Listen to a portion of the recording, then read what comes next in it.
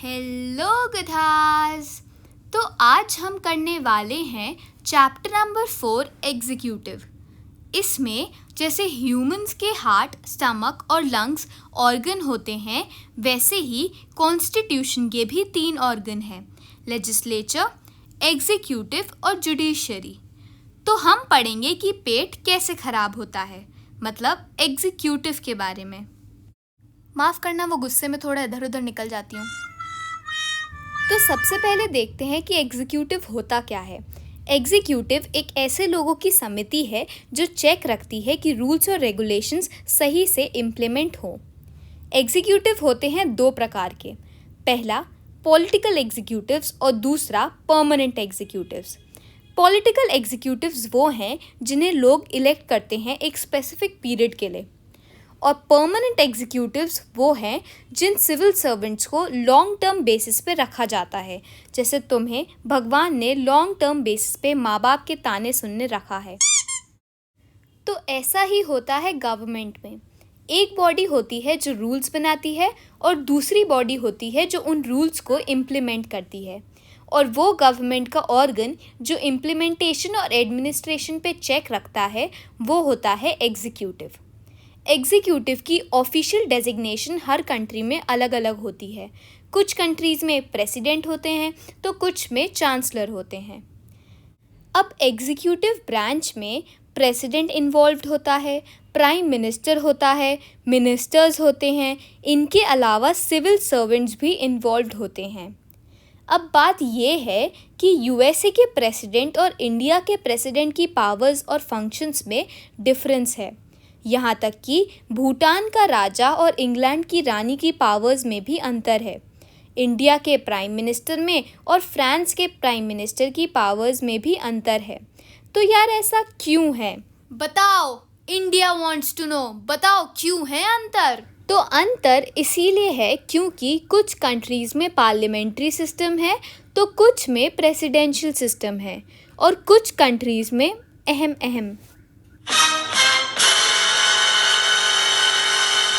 कुछ कंट्रीज़ में होता है बीच का, यानी कि सेमी प्रेसिडेंशियल सिस्टम। अब तीनों को देखते हैं डिटेल में। पहला पार्लियामेंट्री सिस्टम, दूसरा प्रेसिडेंशियल सिस्टम और तीसरा semi presidential system. Semi presidential system को पार्लियामेंट्री सिस्टम का भाई समझ लो। इंडिया में है पार्लियामेंट्री सिस्टम तो इंडिया के मान के चलते हैं। गवर्नमेंट का हेड कौन होता है? गवर्नमेंट का हेड प्राइम मिनिस्टर होता है। अगर हम बात करें प्रेसिडेंशियल सिस्टम की तो नाम से ही पता चल रहा है, गवर्नमेंट का हेड प्रेसिडेंट होता है। फिर आता है सेमी प्रेसिडेंशियल। अब क्योंकि हमने सेमी प्रेसिडेंशियल को पार्लियामेंट्री का भाई माना है तो वहाँ भी गवर्नमेंट का हेड प्राइम मिनिस्टर ही होता है। अब बात करते हैं स्टेट के हेड की। पार्लियामेंट्री में स्टेट का हेड होता है प्रेसिडेंट। प्रेसिडेंशियल में फिर से जब नाम से ही पता चल रहा है तो सब प्रेसिडेंट ही है, मतलब कि हेड ऑफ द गवर्नमेंट भी प्रेसिडेंट है और हेड ऑफ द स्टेट भी प्रेसिडेंट है। सेमी प्रेसिडेंशियल को हमने माना था पार्लियामेंट्री का भाई, तो वहाँ पर भी हेड ऑफ द स्टेट जो होता है वो प्रेसिडेंट ही होता है। अब पार्लियामेंट्री सिस्टम में जो प्राइम मिनिस्टर होता है वो लेजिस्लेचर को अकाउंटेबल होता है। यहाँ तक कि सेमी प्रेसिडेंशियल पार्लियामेंट्री का भाई है, तो इसीलिए यहाँ पर भी प्राइम मिनिस्टर और पूरी काउंसिल लेजिस्लेचर को अकाउंटेबल होती है। जहाँ हमने बात करी प्रेसिडेंशियल सिस्टम की, जब हर चीज़ प्रेसिडेंट ही है तो वो लेजिस्लेचर को अकाउंटेबल नहीं होता। पर हाँ, जो प्रेसिडेंट होता है उसे लोग डायरेक्टली इलेक्ट करते हैं। अब देखो, प्रेसिडेंशियल सिस्टम का तो बहुत क्लियर फंडा है। गवर्नमेंट का head president, head of the state president, कौन अकाउंटेबल नहीं है? प्रेसिडेंट, और लोग इलेक्ट करते हैं प्रेसिडेंट को। जहाँ तक बात सेमी प्रेसिडेंशियल सिस्टम की है तो सेमी प्रेसिडेंशियल सिस्टम तो पार्लियामेंट्री सिस्टम का भाई है, तो अल्टीमेटली हमें याद सिर्फ पार्लियामेंट्री सिस्टम ही करना है। अब अकाउंटेबल ना हो ऐसा सिर्फ प्रेसिडेंशियल सिस्टम में है। पार्लियामेंट्री सिस्टम में और सेमी प्रेसिडेंशियल सिस्टम में जो प्राइम मिनिस्टर होता है वो अकाउंटेबल होता है। तो मतलब कि हमें पार्लियामेंट्री सिस्टम के शुरू के 2 पॉइंट्स याद करने हैं। तो देखो, गवर्नमेंट और स्टेट में बड़ा शब्द है गवर्नमेंट और छोटा सा शब्द है स्टेट। अगर हम बात करें प्राइम मिनिस्टर और प्रेसिडेंट की, तो प्राइम मिनिस्टर बड़ा शब्द है और छोटा शब्द है प्रेसिडेंट। तो बड़े शब्द के लिए बड़ा और छोटे शब्द के लिए छोटा। गवर्नमेंट प्राइम मिनिस्टर और स्टेट प्रेसिडेंट। तो head of the government prime minister होता है और head of the state president होता है। यही सेम फंडा सेमी प्रेसिडेंशियल में है और प्रेसिडेंशियल में तो सारे ही प्रेसिडेंट हैं।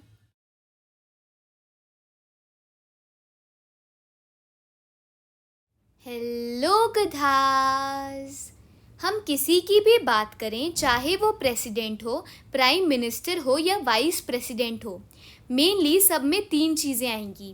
पहली टेन्योर, दूसरी उसको कैसे इलेक्ट किया जाता है और तीसरी उसको कैसे हटाया जा सकता है। तो सबसे पहले बात करते हैं प्रेसिडेंट की। प्रेसिडेंट का जो टेन्योर होता है वो होता है 5 साल का। हर 5 साल में प्रेसिडेंट चेंज होता है और फिर से इलेक्ट किया जाता है। अब कैसे इलेक्ट होता है? प्रेसिडेंट होता है इनडायरेक्टली इलेक्ट, वैसे ही जैसे मम्मी ताने मारती हैं इनडायरेक्टली। रिमूव कैसे कर सकते हैं प्रेसिडेंट को? एक प्रोसीजर के द्वारा, जिसे कहते हैं इम्पीचमेंट। अब देखो, टेन्योर 5 साल का है, इसमें तो कोई परेशानी है नहीं। इलेक्ट कैसे होता है? इनडायरेक्टली, मतलब जो एमपीज़ होते हैं, मेंबर ऑफ पार्लियामेंट, और जो एमएलएज होते हैं, मेंबर्स ऑफ लेजिस्लेटिव असेंबली, ये एमपीज़ और ये एमएलएज मिलकर प्रेसिडेंट को इलेक्ट करते हैं। रिमूव करने के प्रोसीजर को क्या कहते हैं? इम्पीचमेंट। इसके लिए चाहिए होती है एक स्पेशल मेजॉरिटी, और ये तभी हो सकता है जब हमारे प्रेसिडेंट कॉन्स्टिट्यूशन को वॉयलेट कर दें। जैसे वी रामास्वामी, जो कि एक सुप्रीम कोर्ट के जज थे, उनको इम्पीच किया गया था क्योंकि उन्होंने कॉन्स्टिट्यूशन को वॉयलेट कर दिया था। अब बात करते हैं प्रेसिडेंट की डिस्क्रिशनरी पावर्स के बारे में। डिस्क्रिशनरी पावर्स होती हैं कुछ ऐसी पावर्स जो कभी इमरजेंसी में या कुछ अजीब सर्कमस्टेंसेस या सिचुएशन में प्रेसिडेंट यूज़ कर पाए। प्रेसिडेंट के पास ऐसी कोई पावर नहीं होती। जैसे कोविड-19 है एक ऐसा सर्कमस्टेंस, इस पे जितनी भी डिसीजंस लिए जा रहे हैं, जितने भी एक्शंस लिए जा रहे हैं, वो प्राइम मिनिस्टर ले रहे हैं, प्रेसिडेंट नहीं ले रहे। तो प्रेसिडेंट के पास कोई भी डिस्क्रिशनरी पावर्स नहीं होती। तो अब देखते हैं भाई कौन सी पावर्स होती हैं इनके पास। सबसे पहली, it elects council of ministers, मतलब काउंसिल ऑफ मिनिस्टर्स को इलेक्ट करती है। It elects council of ministers, मतलब काउंसिल ऑफ मिनिस्टर्स को इलेक्ट करती है।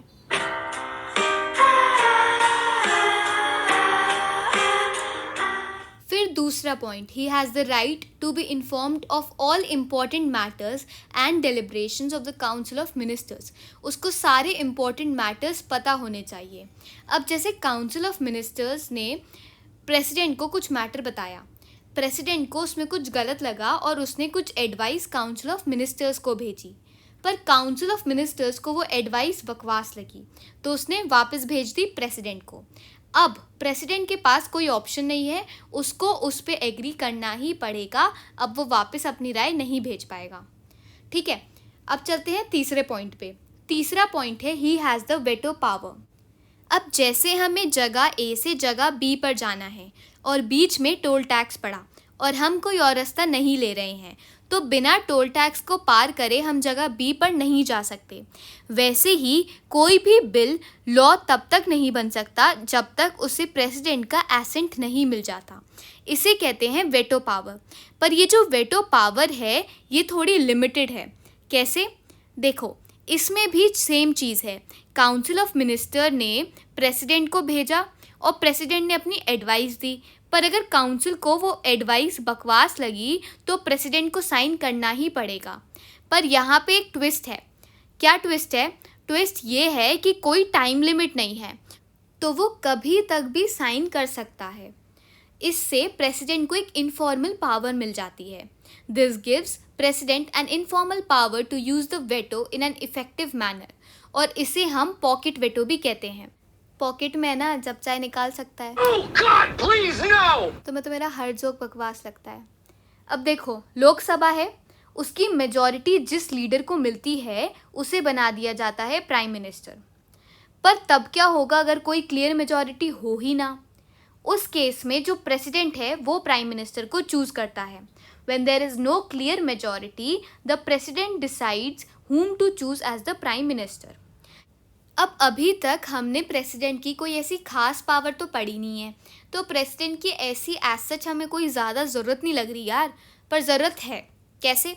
जब पार्लियामेंट्री सिस्टम होता है उसमें जो काउंसिल ऑफ मिनिस्टर्स होती है वो लेजिस्लेचर की मेजॉरिटी से बनी रहती है। जिस दिन ये लेजिस्लेचर की मेजॉरिटी टूट जाए, मतलब ख़त्म हो जाए, उस दिन पूरी काउंसिल ऑफ मिनिस्टर को रिज़ाइन करना पड़ेगा। अब एकदम से पूरी काउंसिल रिज़ाइन कर लेगी तो ये तो प्रॉब्लम हो जाएगी। तो इस वजह से हमें कोई एक ऐसा इंसान चाहिए जो स्टेट का हेड हो, जिसके खुद के पास एक फ़िक्स्ड टर्म हो, फ़िक्स्ड टेन्योर हो, और तीसरा कि वो सिम्बॉलिकली हमारी पूरी कंट्री को रिप्रेजेंट कर पाए। और पार्लियामेंट्री सिस्टम में हेड ऑफ द स्टेट कौन होता है? मैंने बताया था तुम्हें पिछली वीडियो में, पार्लियामेंट्री में हेड ऑफ द स्टेट होता है प्रेसिडेंट।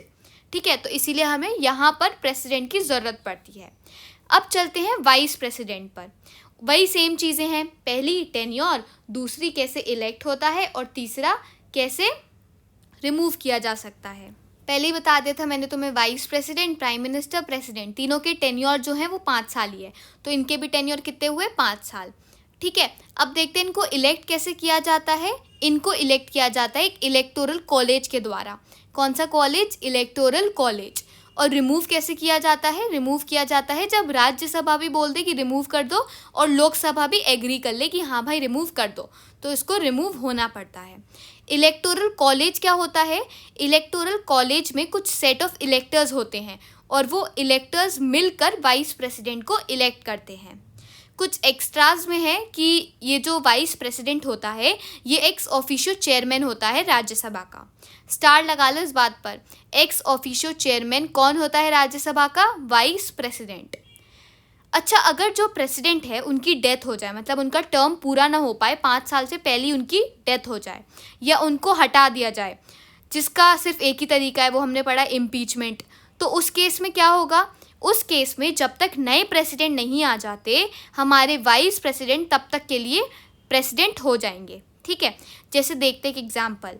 हाँ, तो एग्जाम्पल है कि ये हैं बीडी जट्टी, ठीक है, और ये हैं फ़खरुद्दीन अली अहमद, हमारे 5th प्रेसिडेंट।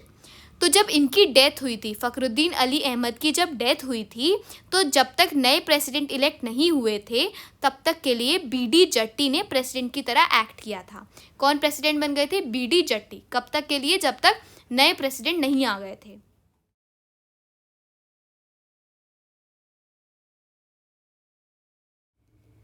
हेलो गधास, पिछली वीडियो में हमने प्रेसिडेंट और वाइस प्रेसिडेंट के बारे में बात की थी।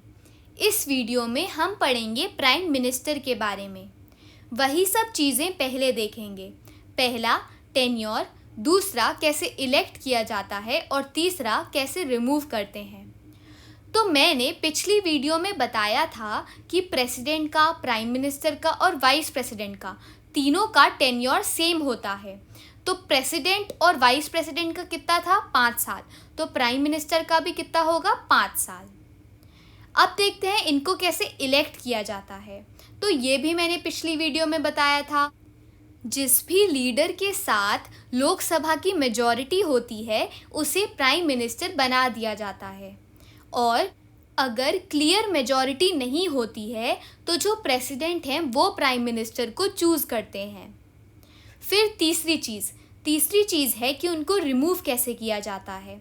अगर प्राइम मिनिस्टर इस लोकसभा की मेजॉरिटी के सपोर्ट को लूज़ कर दे तो प्राइम मिनिस्टर को रिमूव कर दिया जाता है। एक और बात, अगर प्राइम मिनिस्टर की डेथ हो जाए या फिर उनको रिज़ाइन करना पड़े तो उनके साथ साथ पूरी काउंसिल ऑफ मिनिस्टर्स को भी रिज़ाइन करना पड़ता है। सारे मिनिस्टर्स को और हमारे प्राइम मिनिस्टर को, इन सबको मेंबर ऑफ पार्लियामेंट होना ज़रूरी है।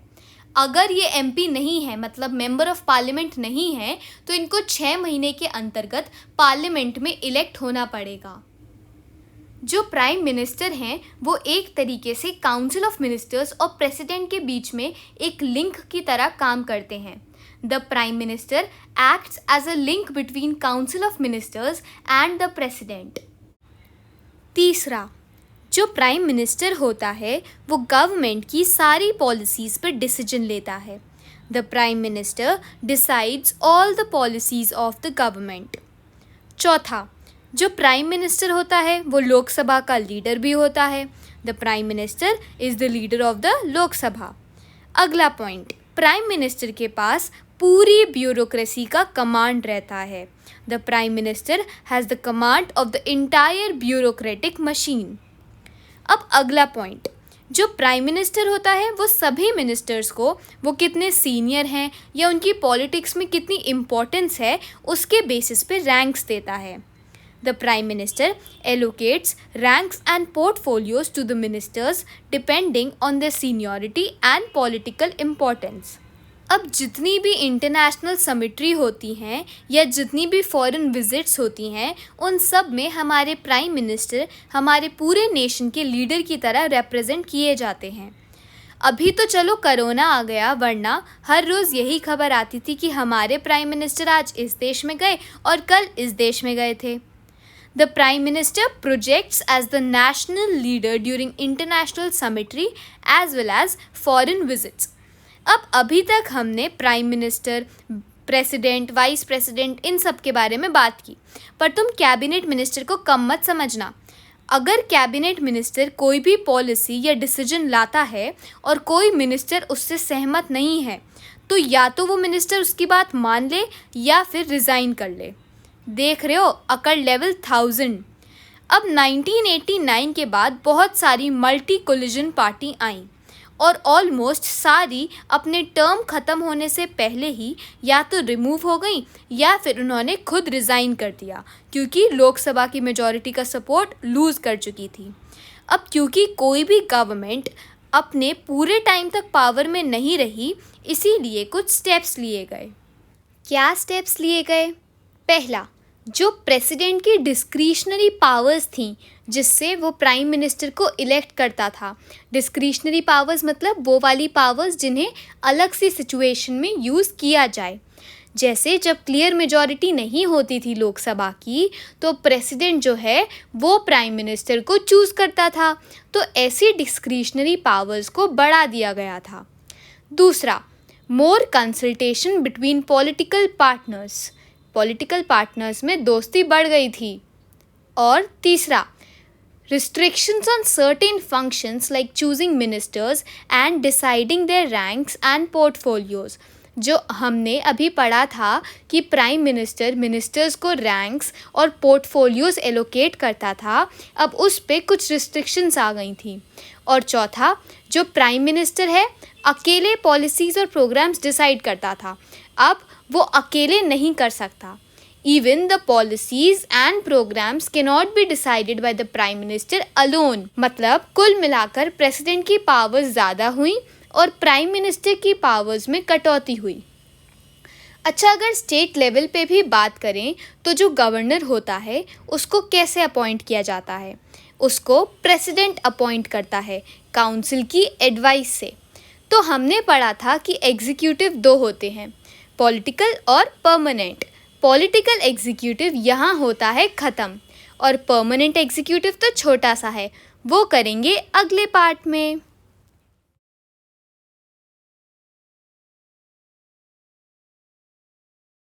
हेलो कथास। अब एग्जीक्यूटिव ब्रांच में प्राइम मिनिस्टर और मिनिस्टर्स के अलावा एक लार्ज ऑर्गेनाइजेशन होती है, बहुत सारे लोगों का संगठन। इस संगठन का नाम है ब्यूरोक्रेसी। ब्यूरोक्रेसी के जो लोग होते हैं उन्हें सिविल सर्वेंट्स भी कहते हैं, और ऐसा इसीलिए जिससे हम मिलिट्री सर्वेंट्स और सिविल सर्वेंट्स में कंफ्यूज ना हों। हम कंफ्यूज हो भी नहीं रहे थे। अब अभी तक हमने पढ़ा था कि एग्जीक्यूटिव दो तरह के होते हैं, पॉलिटिकल एग्जीक्यूटिव और परमानेंट एग्जीक्यूटिव। पॉलिटिकल एग्जीक्यूटिव के बारे में हमने पिछले पार्ट्स में पढ़ चुका है। परमानेंट एग्जीक्यूटिव को ही कहते हैं ब्यूरोक्रेसी, और इस ब्यूरोक्रेसी में ट्रेंड और स्किल्ड ऑफिसर्स रखे जाते हैं और इनका कोई भी फिक्स्ड टेन्योर या फिक्स्ड टर्म नहीं होता। इनकी जो जॉब है, मतलब ये कब तक काम करते हैं, ये अपने रिटायरमेंट तक काम करते हैं। अब ब्यूरोक्रेसी से एक्सपेक्ट किया जाता है कि वो पॉलिटिकली न्यूट्रल रहे, मतलब कि बीच की रहे। किसी भी पॉलिसी मैटर पे वो कोई भी पॉलिटिकल पोजीशन ना ले, और ब्यूरोक्रेसी को अपने मेरिट और एफिशिएंसी पे अपॉइंट किया जाता है। मतलब कि ब्यूरोक्रेसी का हर बंदा अपने मेरिट पे, कितना वो पढ़ा लिखा है, अपनी एफिशिएंसी पे कितना वो एफिशिएंट है, उस बेसिस पे उसको लिया जाता है। अब कौन लेगा? तो इसके लिए जो एग्ज़ाम कंडक्ट करवाते हैं वो कौन है? UPSC, union public service commission. इसी तरह स्टेट की भी कमीशन है, उसका नाम है स्टेट पब्लिक सर्विस कमीशन। वहाँ पे यूनियन था, अब जब स्टेट के बारे में बात हो रही है तो इसीलिए स्टेट हो गया। अब जो यूपीएससी वाले हैं उनका फिक्स्ड टेन्योर है, पर अभी तो आप कह रही थी कि उनका फिक्स्ड टेन्योर होता ही नहीं है। भाई, यूपीएससी वालों का तो फिक्स्ड टेन्योर है, पर जिनको वो अपॉइंट करते हैं, मतलब जो ब्यूरोक्रेसी के बंदों को वो अपॉइंट करते हैं, उनका कोई फिक्स्ड टेन्योर नहीं है। और ये जो यूपीएससी वाले हैं, इनको रिमूव और अगर इनको सस्पेंड करना हो तो वो कैसे हो सकता है? एक सुप्रीम कोर्ट का जज को पहले इंक्वायरी करनी पड़ेगी, तब जाके इनको रिमूव या इनको सस्पेंड किया जा सकता है। अब हमारा जो कॉन्स्टिट्यूशन है वो ये इंश्योर करता है कि हर सोसाइटी को इक्वल अपॉर्चुनिटी मिले कि वो ब्यूरोक्रेसी में आ पाए, इंक्लूडिंग द वीकर सेक्शंस। तो इसीलिए हमने रिजर्वेशंस लाए हैं, और रिजर्वेशन किसको मिले हैं? दलित्स को, आदिवासीज़ को, विमेन को और अदर बैकवर्ड क्लासेस को। तो इनको रिजर्वेशंस मिले हैं जिससे ये भी ब्यूरोक्रेसी का एक हिस्सा बन पाएँ। अब जो सिविल सर्विसेज है वो 3 में क्लासिफाइड है। किन 3 में? पहला ऑल इंडिया सर्विसेज, दूसरा सेंट्रल सर्विसेज और तीसरा स्टेट सर्विसेज। पूरी इंडिया की सर्विस, बीच की सर्विस और स्टेट की सर्विस। तो ऑल इंडिया सर्विसेज में आते हैं आईएएस और आईपीएस। सेंट्रल सर्विसेज में आते हैं आईएफएस और आईआरएस। और स्टेट सर्विसेज में आते हैं सेल्स टैक्स ऑफिसर्स। आईएएस मतलब इंडियन एडमिनिस्ट्रेटिव सर्विसेज, आईपीएस मतलब Indian police services, central services में आईएफएस मतलब इंडियन फॉरेन सर्विसेज और आईआरएस मतलब इंडियन रेवेन्यू सर्विसेज। ए से एडमिनिस्ट्रेशन, पी से पुलिस, एफ से फॉरेन और आर से रेवेन्यू। अब जो आईपीएस और आईएएस हैं उनको एक पर्टिकुलर स्टेट दिया जाता है, एक पर्टिकुलर स्टेट असाइन किया जाता है, और वो किसके सुपरविजन के अंडर काम करते हैं? स्टेट गवर्नमेंट के। पर हाँ, अगर जैसे अभी तक हमने क्या देखा था कि यूपीएससी वालों को अगर सस्पेंड कराना हो या रिमूव कराना हो तो उसके लिए सुप्रीम कोर्ट का जो जज है उसको एक इंक्वायरी बिठानी पड़ेगी। ऐसे ही अगर आईपीएस और आईएएस पे अगर कोई एक्शन लेना है तो भले ही सुपरविजन कौन करता है? स्टेट गवर्नमेंट, पर अगर कोई भी एक्शन लेना है तो वो कौन लेगा? सेंट्रल गवर्नमेंट उस पर एक्शन लेगी। अब जो लोग हैं वो सोचते हैं कि जो ब्यूरोक्रेसी है वो इनसेंसिटिव है हमारी डिमांड्स और एक्सपेक्टेशन से, मतलब हमारी सुनती सी नहीं है वो। तो इसके लिए क्या करना चाहिए? हम ऐसा सोचते हैं कि जो गवर्नमेंट है, मतलब जो सेंट्रल गवर्नमेंट है, उसको ब्यूरोक्रेसी पे कंट्रोल रखना चाहिए। पर यार ज़्यादा पॉलिटिकल इंटरफेरेंस भी नहीं होना चाहिए। अगर ज़्यादा ही जो गवर्नमेंट है वो बहुत ज़्यादा इंटरफेयर करेगी ब्यूरोक्रेसी के काम में तो अल्टीमेटली क्या होगा? जो ब्यूरोक्रेसी है वो पॉलिटिशियन के हाथ में आ जाएगी, मतलब पॉलिटिशियन के कंट्रोल में आ जाएगी, तो बात और बिगड़ जाएगी। तो इसीलिए हम ये भी नहीं कर सकते। There is an expectation that measures like the right to information may make the bureaucracy a little more responsive and accountable. अब ऐसा हम एक्सपेक्ट करते हैं कि कुछ चीज़ें जैसे कि आरटीआई, राइट टू इन्फॉर्मेशन, ये हमारी जो ब्यूरोक्रेसी है उसको थोड़ा सा रिस्पॉन्सिव और थोड़ा सा अकाउंटेबल बना देगी, थोड़ा सा जिम्मेदार ठहरा देगी। खाना खा लो बेटा। बस थोड़ी देर में खा रही हूँ। बस पूरा खाना ठंडा कर लो। माई रूल्स माई लाइफ, खा रही हूँ थोड़ी देर में। माए जूती और मुंह, खा चुपचाप।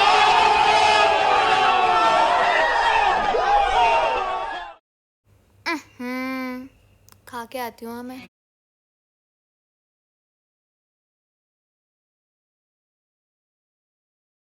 Hello, Gathas.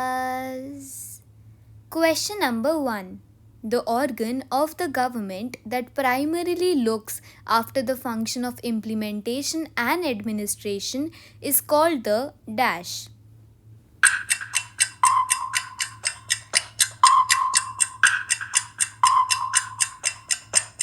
यही क्वेश्चन सबसे प्यारे होते हैं जिनका आंसर चैप्टर का नाम ही होता है। तो आंसर है एग्जीक्यूटिव। तो आज हम करने वाले हैं एग्जीक्यूटिव के शॉर्ट आंसर क्वेश्चंस। तो चलते हैं क्वेश्चन नंबर 2 पे। Executive is the branch of government responsible for the implementation of laws and policies adopted by the dash. जिन लॉज और पॉलिसीज़ पे एग्जीक्यूटिव इम्प्लीमेंटेशन का काम करती है वो लॉज और पॉलिसी किसने एडॉप्ट की होती हैं।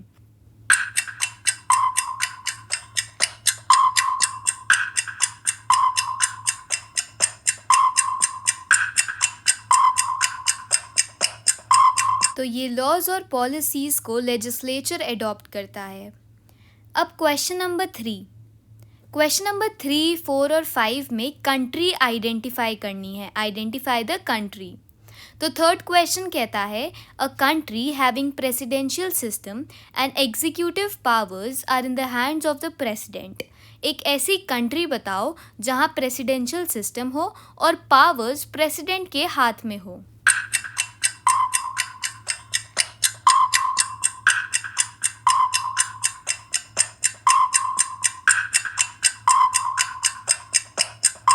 तो आंसर है यूएसए। अब क्वेश्चन नंबर 4, इसमें भी कंट्री आइडेंटिफाई करनी है। क्वेश्चन क्या है? क्वेश्चन कहता है country with parliamentary system and the emperor as the head of the state and the prime minister as the head of the government. मतलब एक ऐसी कंट्री बताओ जहां पार्लियामेंट्री सिस्टम है, head of the state emperor है और head of the government prime minister है।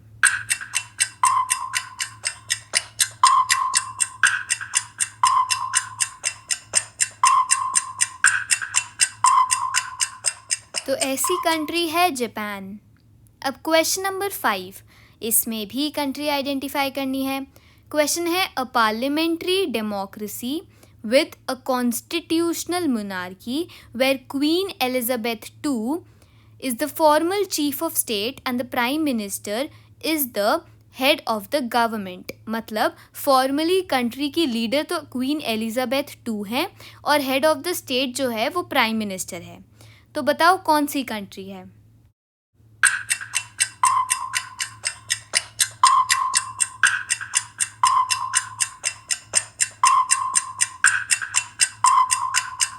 तो इसका आंसर है कनाडा। अब question number 6, head of the government is usually the prime minister in the dash. कौन सा सिस्टम है जिसमें गवर्नमेंट का जो हेड है वो यूजुअली प्राइम मिनिस्टर होता है? Option A parliamentary system, option B semi presidential system, option C presidential system और ऑप्शन डी डिक्टेटरशिप।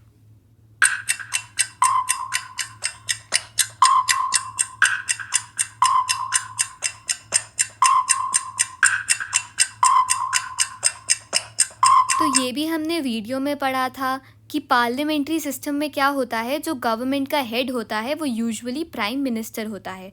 तो इसका आंसर क्या हो गया? A parliamentary system. Question number 7, there shall be a council of ministers with the prime minister at the head to aid and advise the president who shall in the exercise of his functions act in accordance with such advice. मतलब कि हमें ये बताना है कि कौन सा article था जिसने ये प्रोवाइड किया कि अब काउंसिल ऑफ मिनिस्टर्स और प्राइम मिनिस्टर प्रेसिडेंट को एडवाइस कर सकता है। Option A article 24, option B article 31(1), option C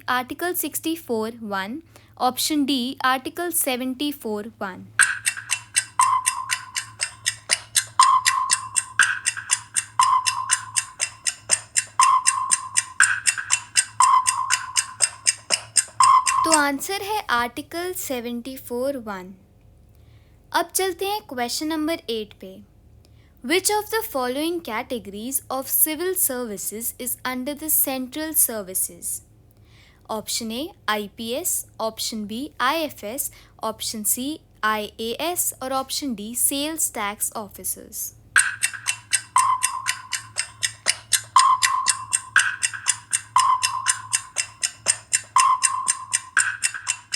तो हमने ये वीडियो में भी पढ़ा था कि सेंट्रल सर्विसेज में कौन आता था, IFS यानी इंडियन फॉरेन सर्विसेज और IRS यानी इंडियन रेवेन्यू सर्विस। IRS तो दिया नहीं हुआ ऑप्शंस में, IFS दिया है, तो इसीलिए आंसर हो गया हमारा B part, Indian foreign services. अब क्वेश्चन नंबर 9, इसमें हमें स्टेटमेंट को करेक्ट करना है।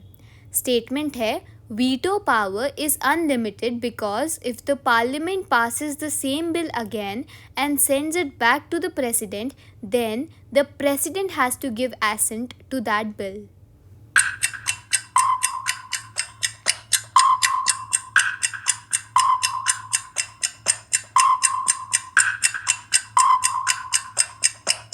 तो इसका जवाब तो शुरू के 5 शब्द पढ़ के ही मिल रहा है। वीटो पावर अनलिमिटेड नहीं, लिमिटेड होती है। अब क्वेश्चन नंबर 10, ये क्वेश्चन जो है ट्रस्ट मी बहुत डिफ़िकल्ट है। जो IAS का एग्ज़ाम देते हैं उन्हें भी नहीं आता होगा। सिर्फ और सिर्फ 99.9% लोग होते हैं जिन्हें इसका आंसर पता होता है। इसमें भी सही करना है, स्टेटमेंट बहुत डिफ़िकल्ट है, इसीलिए हिंदी में बता देती हूँ। क्वेश्चन कहता है कि IAS और IPS बनने के लिए जो एग्ज़ाम्स होते हैं वो BPSC कंडक्ट करवाता है। सही करो स्टेटमेंट।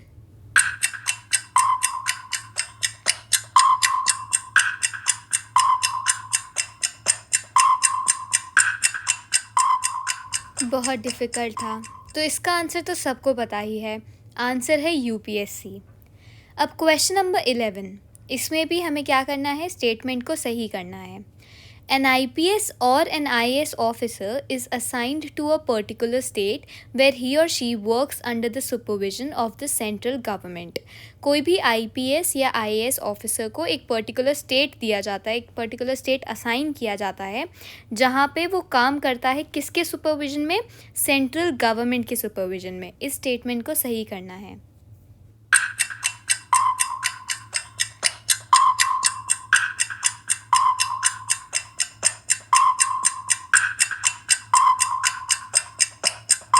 तो आंसर है कि ये जो IAS और IPS ऑफिसर्स होते हैं इन पे सुपरविज़न सेंट्रल गवर्नमेंट की नहीं होती, इन पे सुपरविज़न स्टेट गवर्नमेंट की होती है। अब क्वेश्चन नंबर 12, इसमें अब वही फिर से हमारा वही फंडा आ गया, कंट्री आइडेंटिफाई करने वाला। 12, 13 और 14 तीनों में हमें कंट्री आइडेंटिफाई करनी है। क्वेश्चन नंबर 12 कहता है a country having a parliamentary system with the president as the formal head of the state and the prime minister as the head of government. एक ऐसी कंट्री बतानी है जहां पार्लियामेंट्री सिस्टम है, जो फॉर्मल हेड है स्टेट का वो प्रेसिडेंट है और जो हेड ऑफ गवर्नमेंट है वो प्राइम मिनिस्टर है।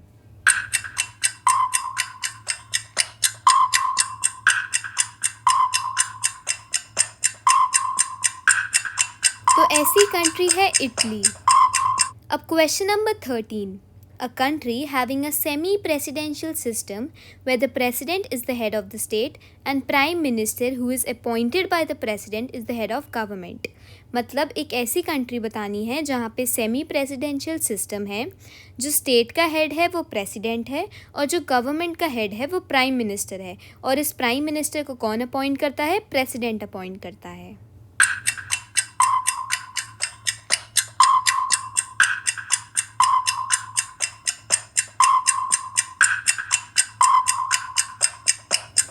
तो ऐसी कंट्री है रशिया। अब question number 14, a country having a parliamentary system in which the president is the ceremonial head of the state and the chancellor is the head of government. एक ऐसी country बताओ जहाँ पे पार्लियामेंट्री सिस्टम है, जो president है वो ceremonial head है स्टेट का और जो चांसलर है वो गवर्नमेंट का हेड है।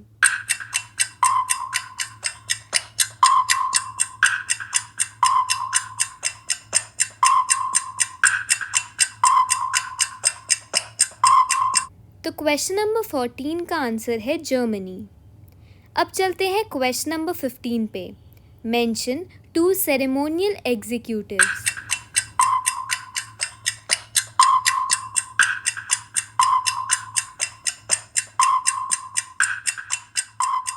तो 2 सेरेमोनियल एग्जीक्यूटिव कौन सी हैं? पहली कॉन्स्टिट्यूशनल मोनार्की जो इंग्लैंड में है और दूसरी पार्लियामेंट्री रिपब्लिक जो इंडिया में है।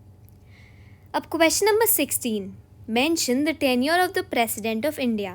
प्रेसिडेंट ऑफ इंडिया का टेन्योर कितना होता है?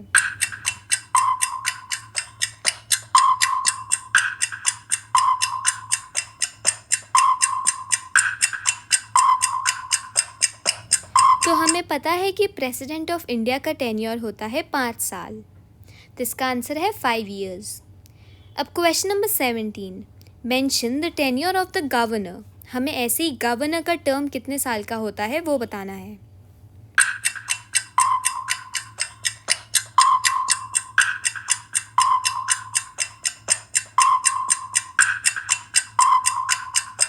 तो गवर्नर का टेन्योर भी 5 years होता है, तो इसका आंसर भी है 5 years।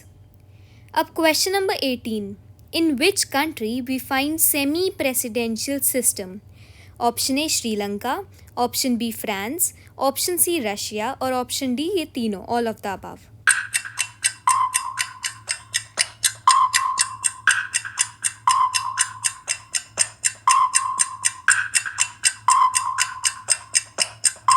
अब रशिया में भी सेमी प्रेसिडेंशियल सिस्टम है, फ्रांस में भी सेमी प्रेसिडेंशियल सिस्टम है और श्रीलंका में भी सेमी प्रेसिडेंशियल सिस्टम है, तो इसीलिए हमारा आंसर हो गया D part, all of the above. अब question number 19, Indian police service falls in the category of dash. Option A all India services, option B central services, option C state services और option D all of the above.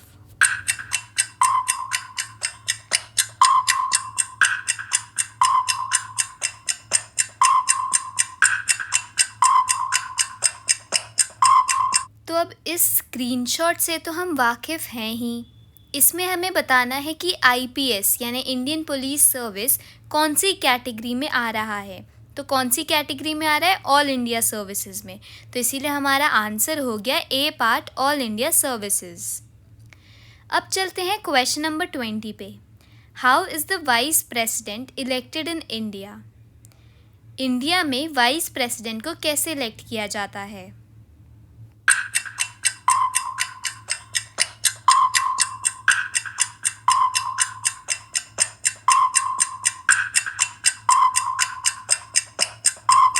तो vice president को कैसे elect करते हैं? दोनों house के लोग elect करते हैं और किसके बेसिस पे? प्रोपोर्शनल रिप्रेजेंटेशन के बेसिस पे इलेक्ट होते हैं वाइस प्रेसिडेंट।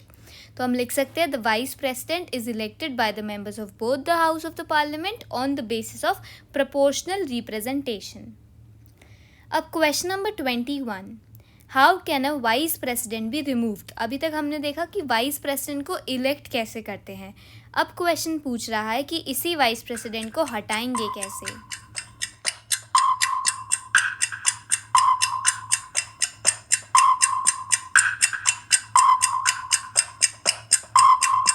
तो कैसे रिमूव किया जाता है वाइस प्रेसिडेंट को? By the resolution of Rajya Sabha agreed by the Lok Sabha. अब question number 22, mention the classification of civil services.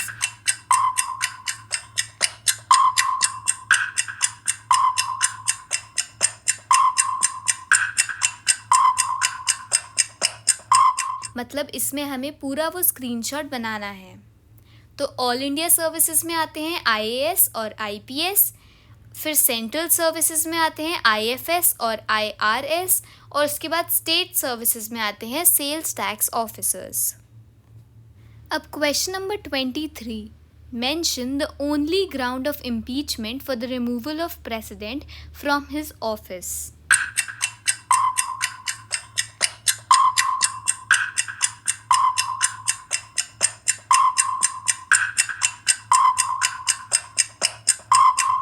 तो ओनली ग्राउंड ऑफ इम्पीचमेंट क्या है? Violation of the constitution. अगर कॉन्स्टिट्यूशन में कुछ भी लिखा हो और प्रेसिडेंट उसे वॉयलेट कर दे तो उसको इम्पीच करा जाता है। अब question number 24, who acted as president on the death of Fakhruddin Ali Ahmad until a new president was elected?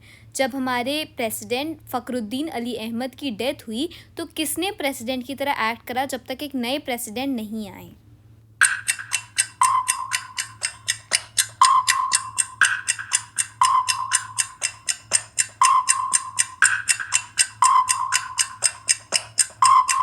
तो ये भी हमने वीडियो में पढ़ा था, जब फ़खरुद्दीन अली अहमद की डेथ हो गई थी तो कौन प्रेसिडेंट बने थे थोड़े टाइम के लिए? बीडी जट्टी। अब थोड़े एनसीईआरटी के क्वेश्चंस कर लेते हैं। Question number 25, match the following. Time लो, देखो और मैच करो।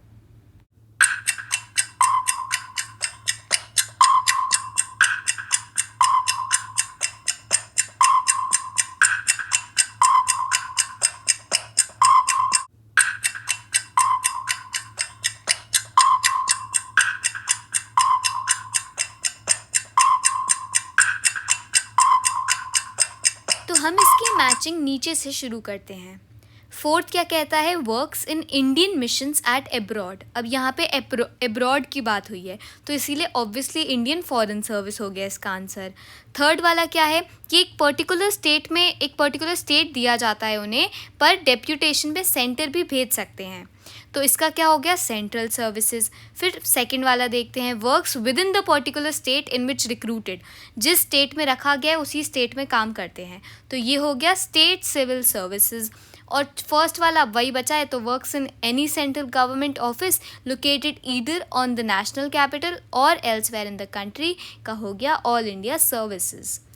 तो हम मार्क कर देते हैं 4, 1, 3, 2।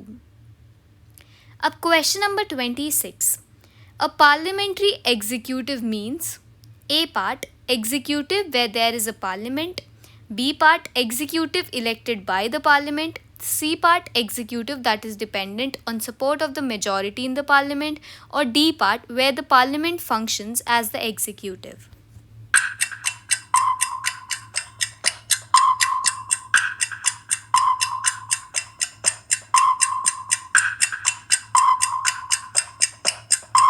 तो इसका आंसर होगा सी पार्ट। पार्लियामेंट्री एग्जीक्यूटिव का मतलब क्या होता है? Executive that is dependent on support of the majority in the parliament. अब question number 27, while appointing the prime minister the president selects A, leader of the largest party in the Lok Sabha, B, leader of the largest party in alliance which secures a majority in the Lok Sabha, C, the leader of the largest party in the Rajya Sabha, or D, leader of the alliance or party that has the support of majority in Lok Sabha.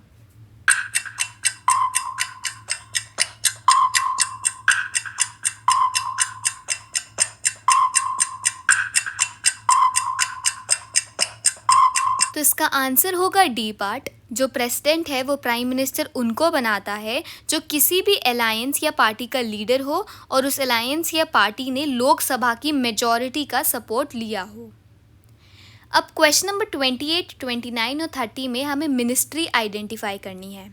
तो question 28 है, an official release said that in 2004 to 5 the Tamil Nadu text book corporation would release new versions for standards 7th, 10th and 11th.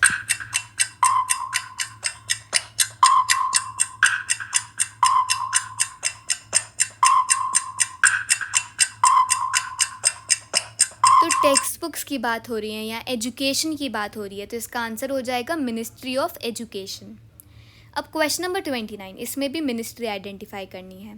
A new railway loop line bypassing the crowded Tiruvallur Chennai section to help iron ore exporters. The new line, likely to be about 80 km long, will bunch off at Puttur and then reach Athipattu near the port.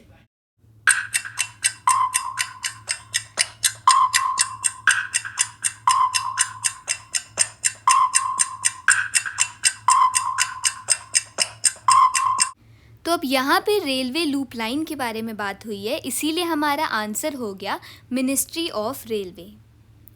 अब question number 30, इसमें भी हमें ministry identify करनी है।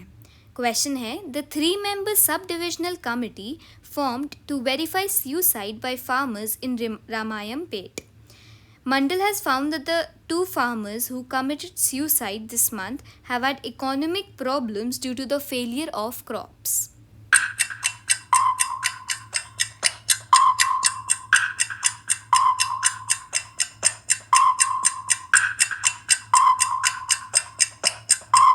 तो यहाँ पे बात फार्मर्स की हुई थी, तो इसीलिए हमारा आंसर हो गया मिनिस्ट्री ऑफ एग्रीकल्चर। अब 2 क्वेश्चंस होमवर्क के। क्वेश्चन 31 है, the collector is normally known as dash officer. Option A IAS, option B IPS, option C IRS और option D all of the above. और क्वेश्चन नंबर 32 है, who allocates portfolios to the ministers. Option A vice president, option B prime minister, option C president और option D governor.